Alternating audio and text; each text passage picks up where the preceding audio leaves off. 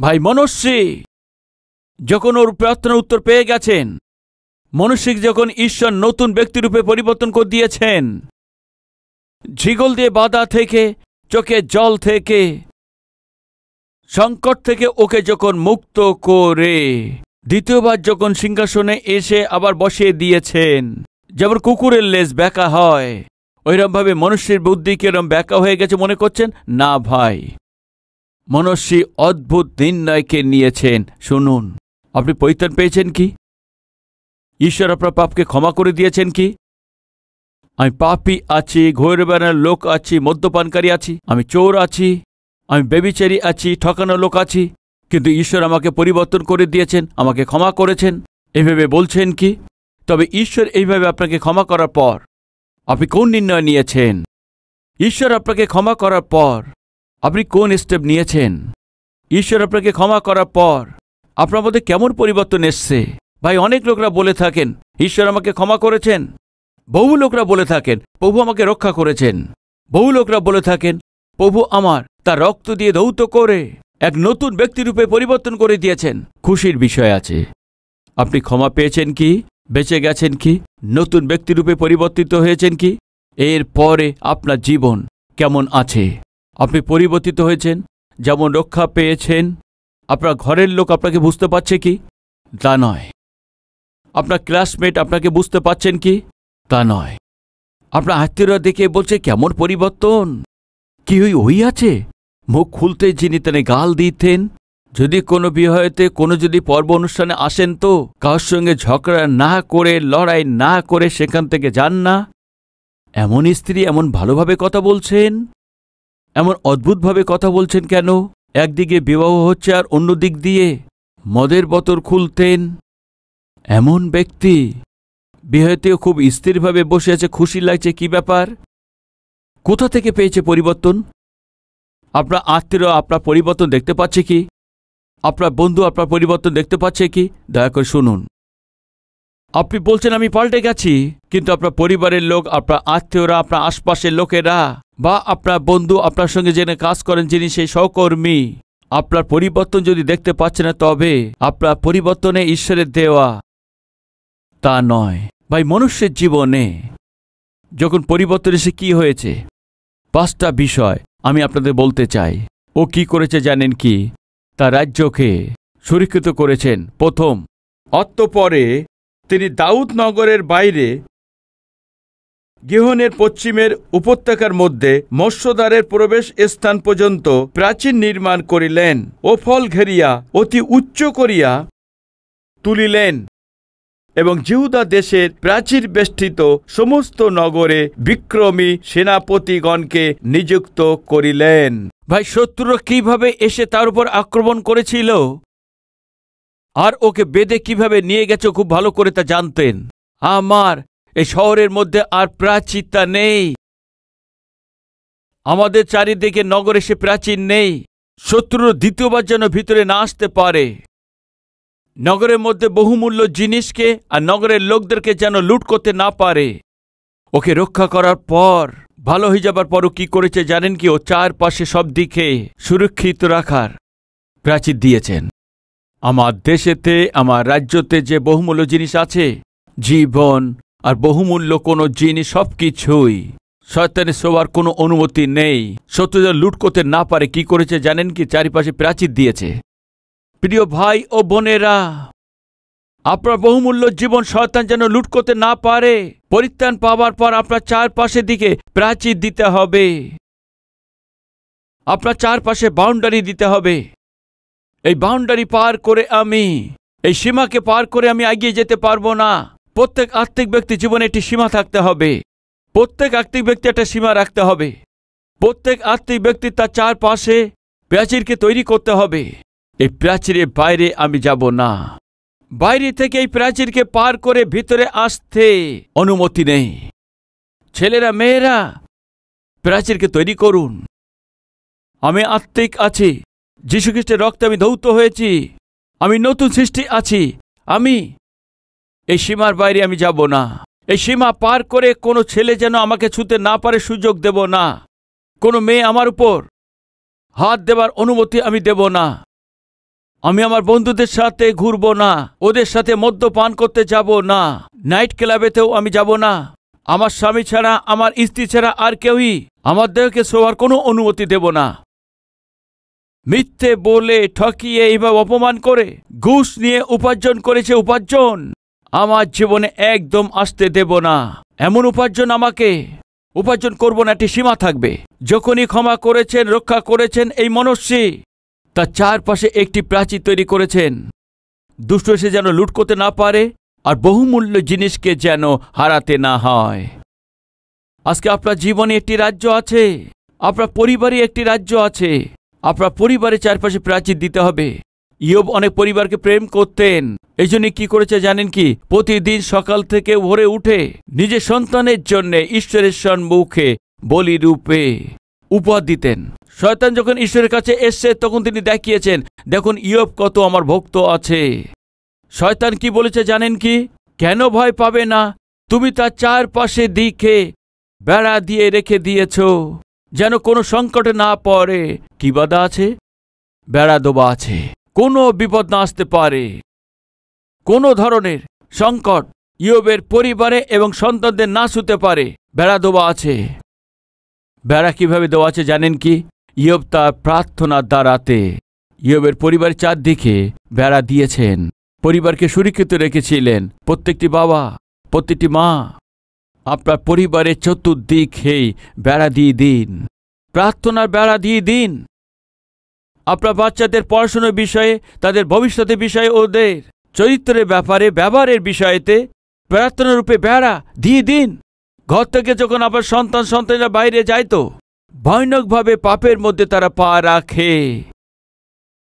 যৌবনের অভিলাষা, অনেক ধরনের অভিলাষায় যেন আমাদের সন্তানরা সম্মুখে দাঁড়াতে পারে। ওদের বেড়ার প্রয়োজন আছে। আমার সন্তান যেখানেই যাক, এই জগতের কোনো কিছু যেন স্পর্শ করতে না পারে। সন্তানদের চারপাশে বেড়া চাই। একটা ছেলে এসে মাকে বললেন, মা আমি চাকরি পেয়ে গেছি, আমি আর্মিতে চাকরি পেয়েছি, কালকে এসে জয়েন করো, আমাকে লেটার দিয়েছেন। যখন ছেলেটি যাচ্ছে, মা তো ছেলেকে কাছে ডেকে তাকে বাইবেল দিয়ে প্রতিদিন পড়বে আর প্রতিদিন প্রার্থনা করবে। পুত্র, একটি কথা মনে রাখো, তুমি যেখানেই থাকো, যত যুদ্ধের মধ্যে তুমি থাকো না কেন, আমি তোমার কাছে প্রতিজ্ঞা করছি। কি আছে মা? আমার প্রার্থনা সবসময় তোমার চারপাশে বেড়া রূপেতেই থাকবে। সাহসের সঙ্গে থাকো পুত্র। এই বলার পর মা প্রার্থনা করে তাকে পাঠিয়ে দিয়েছে। এই যুবক যখন যুদ্ধতে গেছে, ওর কাজ কি আছে জানেন কি? যুদ্ধ করার সময় যদি কোনো সৈনিক বন্দুকের গুলি লাগার পর আঘাত লেগে যদি পড়ে যায়, তো পাশেই যে আসে সেই ডক্টরের কাছে আঘাত লেগে পড়ে যাবার ওই সৈনিককে সেই ডক্টরের কাছে রুমেতে নিয়ে আসা, এই ছিল ওর সেই কাজ। ভয়ানক যুদ্ধ চলছে আর সৈনিকরা অনেক আঘাতপ্রাপ্ত হয়ে পড়ে গেছে। ওর সামনে যখন আঘাত দেখে সৈনিক পড়ে গেছে, তখন ডক্টর যুবককে বললেন, তুমি তাড়াতাড়ি যাও, তাড়াতাড়ি যাও, গাছের ওখানে পড়ে গেছে, সৈনিককে তুলে নিয়ে আসো। গর্তের মধ্যে পড়ে গেছে, সৈনিককে তুলে নিয়ে আসো। দেখো এখনই পড়ে গেছে, ওকে নিয়ে আসো। এইভাবে ওর সামনে যারা পড়ে যাচ্ছে, যারা আঘাতপ্রাপ্ত হয়েছে, তাড়াতাড়ি নিয়ে আসো। এভাবে বলতেই এই যুবক সময় দেখছে, সময় দেখছে, টাইম দেখছে। টাইম কেন দেখছো? যাও গিয়ে তাকে নিয়ে আসো। 2 মিনিট, 3 মিনিট, প্লিজ। এভাবে দেখছে। টাইম কেন দেখছো? 3 মিনিট কেন তুমি বলছো? তো জীবন চলে যাচ্ছে। আর 1 মিনিট স্যার। আর 1 মিনিট যখনই হয়েছে, দৌড়িয়ে গিয়ে বাইরে গিয়ে সে পড়ে আছে, সে সৈনিকদেরকে কাঁধেকে তুলে নিয়ে এসে ডক্টরের কাছে ওই বেডের উপরে এনে শুয়ে দিয়েছেন। যত লোককে নিয়ে আসতে পারে তত লোকদেরকেই বিনা ভয়ে সবাইকে ওখানে নিয়ে এসছে, সবাইকে হসপিটালে পৌঁছে দিয়েছেন। এরা সবাই চিকিৎসার দ্বারা রক্ষা পেয়েছে। ডক্টর তাকে জিজ্ঞেস করেছে, সৈনিক যখন আঘাত পেয়ে পড়ে আছে, যাও বলতেই তুমি যাওনি। 1 মিনিট এভাবে বলছো। 30 সেকেন্ড স্যার। এইভাবে বলতে জানো তুমি সময় দেখছো, এইভাবে গিয়েছ। কেন তুমি এত দেরি করেছিলে? কেন তুমি 1 মিনিট, 2 মিনিট, 3 মিনিট দেখছিলে? তোমার টাইম দেখার ভিতরে নিয়ে আসে সম্বন্ধ কি ছিল? ও বললেন, স্যার যখন আপনি বলছিলেন ওকে ভিতর নিয়ে এসো, তখন 11:55 হয়েছিল। প্রতিটি 3 ঘন্টা অন্তর আমার জন্য আমার মা প্রার্থনা করছে স্যার। 12টার সময় আমার মা আমার জন্য প্রার্থনা করছেন স্যার। 12টা বাজার পর যদি আমি সেই যুদ্ধক্ষেত্রে যাই, কোনো বন্দুকের গুলি আমাকে ছুতে পারবে না স্যার, কেননা প্রার্থনা রূপে বেড়াকে আমার মা আমার চারিদিকে গেঁথে দিয়েছে। কতজন সন্তান এটা বলতে পারে? আজ যদি আমি সুরক্ষিত আছি, আজ যদি আমি রক্ষা পেয়েছি, তো যৌবনে অভিলাষের মধ্যে না পড়ে আজকে পবিত্র জীবনযাপন করছে, এটা মায়ের প্রার্থনা, কারণ পিতার প্রার্থনার জন্যে। কতজন বলতে পারবেন? আজকে অনেক সন্তানরা নষ্ট হচ্ছে, পতিত হচ্ছে। এইভাবে নষ্ট হওয়ার আর পতিত হওয়ার প্রধান কারণ কি আছে জানেন কি? পিতা মাতা রূপেতে আজকে সন্তানদের চারদিকে আরও বেড়া দিচ্ছেন না। এই জন্য অনেকবার আপনারা প্রার্থনা করেন এবং যতবারে চোখে জল ফেলেন, কিছু সন্তানরা বাইরে চলে যায়, কিন্তু একটি কথা সত্য আছে, ও যতই রাস্তা পাল্টাক, আপনার প্রার্থনা একদিন সঠিক এই রাস্তাতেই নিয়ে আসবে। ভাই, মনুষ্য যখন রক্ষা পেয়েছে তখন কি করেছেন? তার রাজ্যের দিকে সব প্রাচীর দিয়েছেন। দ্বিতীয়, প্রধান নগরেতে পাহারাদার নিযুক্ত করেছেন, সেনাপতি নিযুক্ত করেছেন। ভাই, আপনার রাজ্য, আপনার শরীর আছে। এই শরীরের মধ্যে প্রধান নগর কে আছে জানেন? জ্ঞানেন্দ্রিয়। আপনার জীব, আপনার চোখ, আপনার দেহ, আপনার কান আর আপনার নাক, এই আছে আপনার শরীরের মধ্যে প্রধান যে নগর। এগুলো কি করতে হবে জানেন কি? রক্ষা করতে হবে, পাহারা দিতে হবে। এর অর্থ জানেন কি? আপনার মুখকেই ধার করাতে হবে। শুনুন প্রিয় ভাই ও বোনেরা, মনস্বী সংশোধন হবার পর পুনরায় ও জীবন নষ্ট না হয়ে যায়, অনেক ধরনের সাবধানে চলেছেন। ও দেশ যেন শত্রুরা এসে আক্রমণ না করতে পারে সাবধানে নিয়েছেন। ওর প্রধান প্রধান নগরের জায়গাতে সেনাপতি নিযুক্ত করেছেন। আর আপনার পরিবার যদি একটি রাজ্য রূপেতে আছে, তো আপনার পরিবারের মধ্যে প্রধান কে আছে? আপনার স্ত্রী, আপনার স্বামী, আপনার সন্তানদের জীবন প্রধান আছে। পাহারা দিন, পরিবারকে রক্ষা করুন। আপনার স্বামী স্ত্রী মিলে পাহারা দিন, আপনার সন্তানদের ভবিষ্যৎকে রক্ষা করুন। পিতা মাতা হিসাবে এবং স্বামী স্ত্রী হিসেবে প্রথম দায়িত্ব আছে।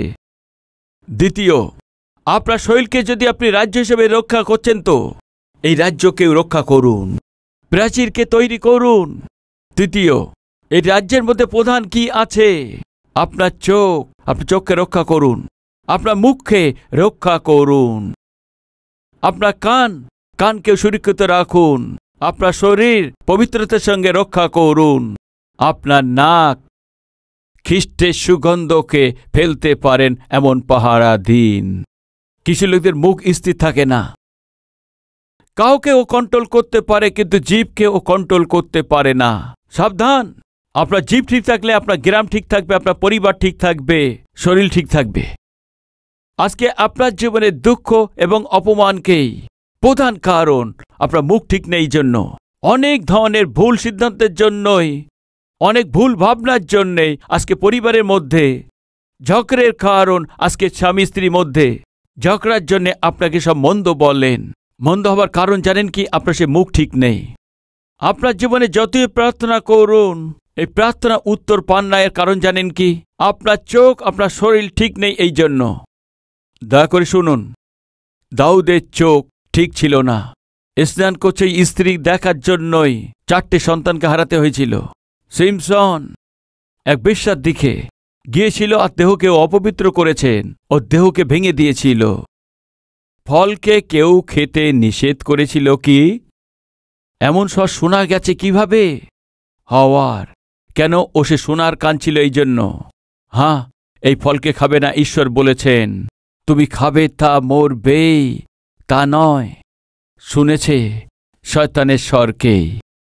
পুরো মানব জাতির জন্য কি নিয়ে এসছেন বলুন? মৃত্যুকে নিয়ে এসছেন। বুঝতে পাচ্ছেন? আমরা যেটা শোনার দরকার নেই, শয়তানের কথা যদি শোনেন, মৃত্যু। চোখকে অপবিত্র করলেই মৃত্যু, শরীরকে অপবিত্র করলেই মৃত্যু, মুখকে অপবিত্র করলেই ধ্বংস।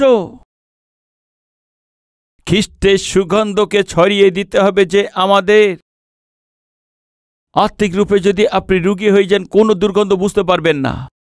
অনেকবার এখানে দুর্গন্ধ আসছে বলতেই পাশে যে সর্দি হয়েছে সে, আমার এখানে কোনো দুর্গন্ধ পাচ্ছি না, তোমার কেন লাগছে দুর্গন্ধ? কুকুর মলে দুর্গন্ধ আসে না, ইঁদুর মলে দুর্গন্ধ আসে না, কেন? এর অনেক সর্দি হয়েছে। এ কি আছে এত দুর্গন্ধ? আমাদের ঘর দিয়ে দুর্গন্ধ? কোনো দুর্গন্ধ নেই বলে থাকেন। দুর্গন্ধের মধ্যে যারা থাকে দুর্গন্ধ কি জানবে? আজকে অনেক লোকের নাক গন্ধ হচ্ছে, সে বুঝতে পারছে না, মারা গেছেও বুঝতে পারছে না, সুগন্ধের আর দুর্গন্ধের তফাৎও বুঝতে পারছে না। অন্তমধ্যে অনেক লোক পাপ আর পুণ্যের তফাৎ বুঝতে পারে না। জীবিত আর অজীবিত এর মধ্যে তফাৎ বুঝতে পারেন। এর কারণ জানেন কি? এরা রোগের মধ্যে পড়ে আছে। রক্ষা করুন প্রিয় ভাই বোনেরা, আপনার শরীরের যে প্রধান অঙ্গগুলোকে রক্ষা করুন। চতুর্থ, সমস্ত অপবিত্র জিনিসকে দূরে সরিয়ে দিন। এর আগে ঈশ্বরের ভবনেতে মূর্তিগুলো রাখা ছিল, এর আগে বলিদান দিয়েছিল, কিন্তু মনুষ্য যখন ঠিক হয়ে গেছে, ঈশ্বরের ভবন, ঈশ্বরের বসবাসের স্থান আছে, ও বুঝতে পেরেছিলেন ওই ভবনের মধ্যে কোনো ধরনের অপবিত্র জিনিসকে থাকতে দেননি, সব কিছু সূচি করে দিয়েছিলেন। ভাই, এই যে দেহ ঈশ্বরের মন্দির আছে, এই দেহেতে কোনো অপবিত্র কাজ থাকবে না। আপনার কাজের দ্বারা হোক, আপনার চালচলনের দরুন হোক, আপনার ভাবনার দ্বারা হোক, আপনার দৃষ্টির দ্বারা হোক, আপনার কথার দ্বারা হোক, আপনার ব্যবহারের দ্বারা হোক, অপবিত্র থাকবে না। মনুষ্য পরিবর্তন হওয়ার পর কত পরিবর্তনকে দেখিয়েছেন ভাই। উনি ঈশ্বরের মন্দিরের মধ্যে দেখুন কি লেখা আছে 15 পদে, আর তিনি সদবৌরগিরি হইতে বিজয়িত দেবগণকে ও প্রতিমাকে এবং সদবৌরগিরির পর্বতের ও জেরুজালেমে আপনার নির্মিত যজ্ঞবেদী সকল তুলিয়া লইলেন এবং নগর হইতে বাহির করিয়া ফেলিলেন। আজকে যারা এই কথা শুনছেন ভাই ও বোনেরা, আপনার ফোনের মধ্যে যে মন্দ দৃশ্য আছে সেগুলো বার করে ফেলুন। আপনার কম্পিউটার মধ্যে যে মন্দ জিনিস আছে সেগুলো সেরে ফেলুন। আপনার ঘরের মধ্যে যে পাপের পুস্তক এবং মন্দ জিনিসগুলো সেগুলো বার করে ফেলে দিন। আপনার ঘরকে ঈশ্বরের মন্দির রূপে পরিবর্তন করে দিন। আর পরিবর্তন রূপেতেই যা ঈশ্বরের পছন্দ নয়, যা আপনার ঘরেতে আছে সেটা দূরে ফেলে দিন। যা ঈশ্বর পছন্দ করে না সেটা থাকতে দেবেন না। ভাই, আপনি সত্যকে জানতে পেরেছেন। যদি আপনার ঘরেতে কোনো ধরনের শয়তানের সম্বন্ধে কোনো জিনিসকেই শয়তান বলবে যত সময় এ থাকবে তত সময় আমিও থাকব। মনুষ্য কি করেছে জানেন কি? অন্য দেবতার প্রতিমাগুলোকে ঈশ্বরের ভবন থেকে বার করে ফেলে দিয়েছেন। ঈশ্বরের ভবনেতে আসেন অনেক লোকরা, সে কালো তাগাকে পরে সন্তানদের কালো তাগা বেঁধে দেন, কপালে সে কালো চিহ্ন লাগিয়ে দেয়। আপনি কি করছেন জানেন কি? শয়তানকে থাকার একটি চিহ্ন করে দিচ্ছেন। বার করে দিন। ঈশ্বরের ভবন আছেন, পরজাতীয় পরম্পরার মধ্যেই শরীরে পূর্ণ আছে, সেও থাকবে না। চাষে আসেন প্রার্থনা করার জন্য, আর অন্য জায়গাতে গিয়ে এই তাগা অন্য তাগা গলার মধ্যে পড়ে হাতে বেঁধে তাবিজগুলো বেঁধে নিয়ে জিজ্ঞেস করতেই আমার শাশুড়ি বেঁধেছে, মিথ্যে কথা। এটা বলার জন্য মিথ্যে বলা হয়। অনেকবার আমি দেখতে পাই হাতে পায়েতে সে কালো তাগাকে বেঁধে দেয়। যখন আমি জিজ্ঞেস করি তখন ও বলে কি আমার শাশুড়ি বেঁধে দিয়েছে। তোমার আধ্যাত্মিকতা কি হয়েছে? ভক্তি কি হয়েছে? মনুষ্য মন্দিরের মধ্যে যা অপবিত্র জিনিস আছে তা দূর করে দিয়েছেন। পঞ্চম 16 পদেতে, আর সদবু বেদি সরিয়া তাহার উপরে মঙ্গলার্থ বলি ও স্তবতক্য উপহার উৎসর্গ করিলেন। বলি উৎসর্গ করে ওই ঈশ্বরের আরাধনা করেছেন। ঠিক হয়ে যাবার পর, সে অধিকার পাওয়ার পর, উঁচু স্থানে পৌঁছানোর পর ঈশ্বরকে ভুলে যাননি, ওই ঈশ্বরকে ছেড়ে দেননি। দ্বিতীয় বংশাবলী পুস্তকে 26 অধ্যায়ে 16 পদেতে, কিন্তু শক্তিমান হইলে পর তাহার মন উদ্ধত হইল, তিনি দুরাচরণ করিলেন। বুঝতে পাচ্ছেন আপনি কিছু? কে? উশীয় রাজা। যিনি উশীয় রাজাকে ঈশ্বর অনুগ্রহ করে তার রাজ্যকে স্থির করার পরে ও শক্তিশালী হওয়ার পর মনের মধ্যে উদ্ধত হলেন আর নষ্ট হয়ে গেলেন। কিন্তু যখন মনুষ্য শক্তিশালী হলেন, তারপরে যখন আবার সিংহাসন অধিকারী পেয়েছেন, নষ্ট হননি ভাই। কি করেছেন? ঈশ্বরকে ধন্যবাদিত হয়ে মানতপূর্ণ করে, পিতা আমি জেলখানাতে ছিলাম, ওইখানে মারা গিয়ে শেষ হয়ে যাওয়ার কথা, আপনি আমাকে মুক্ত করেছেন, আমি আপনাকে ছাড়ব না। আমি যা হারিয়েছিলাম আপনি ফিরিয়ে দিয়েছেন, আমি আপনাকে হারাবো না। এই বলার পর মনুষ্য কি করেছে জানেন কি? ঈশ্বরের উপাসনা করেছেন।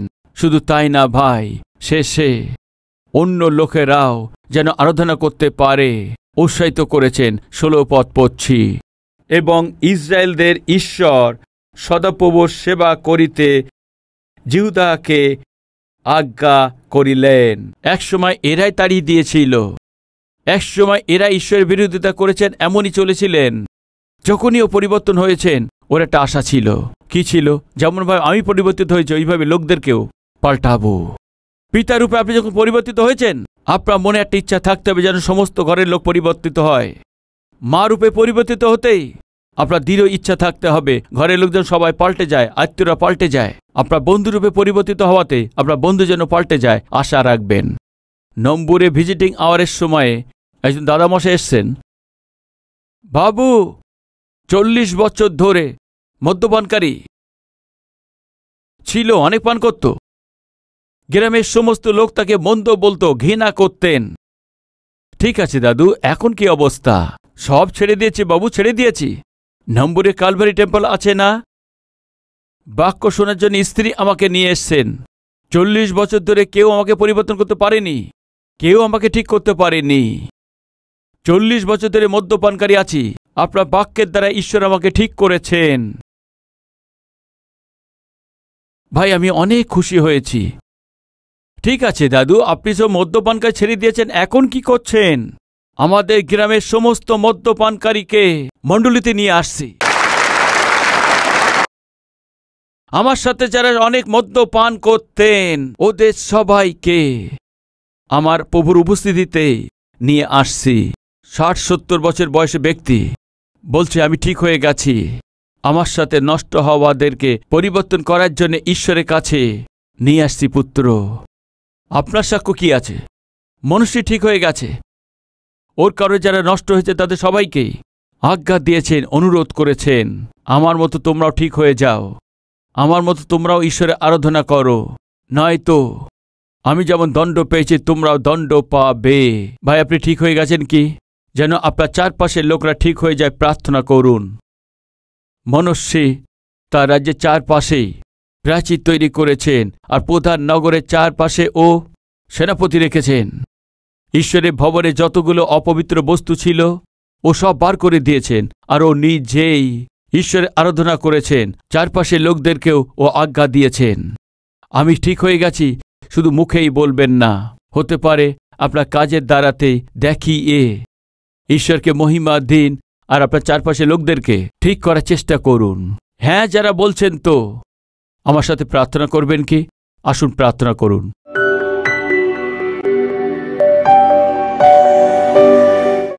মহান পবিত্র প্রেমিক ঈশ্বর পিতা, অতি সোজা এবং অনেক শক্তিশালী রূপেতে প্রত্যেকের সেই কথা বলেছেন, আপনাকে ধন্যবাদ। এক নতুন ব্যক্তি রূপে নতুনভাবে আমাদের পরিবর্তিত করে আপনার সাক্ষ্য দিয়ে চলতে পারে এমন সৌভাগ্য দিন। আমি ঠিক হয়ে গেছি, মনুষ্যর কথার দ্বারা না, কাজের দ্বারা দেখিয়েছেন। আত্মা চারপাশে বেড়া দিয়েছেন, প্রধান নগরগুলোকে সুরক্ষিত করেছেন, ও সেখানে আরাধনা করেছেন, আর মন্দির থেকে সমস্ত অপবিত্র জিনিস বার করে দিয়েছেন। ও চারপাশের লোকরা যেন সেখানে আরাধনা করতে পারে। ও জীবন দ্বারা লোকদেরকে উৎসাহিত করেছেন, এমনই জীবন, এমন পরিবর্তন আমাদেরও দিন। এমন দয়া অনুগ্রহ আমাদের সকলের প্রতি করুন। যীশু খ্রিস্টের নামে চাইছি পিতা, আমেন।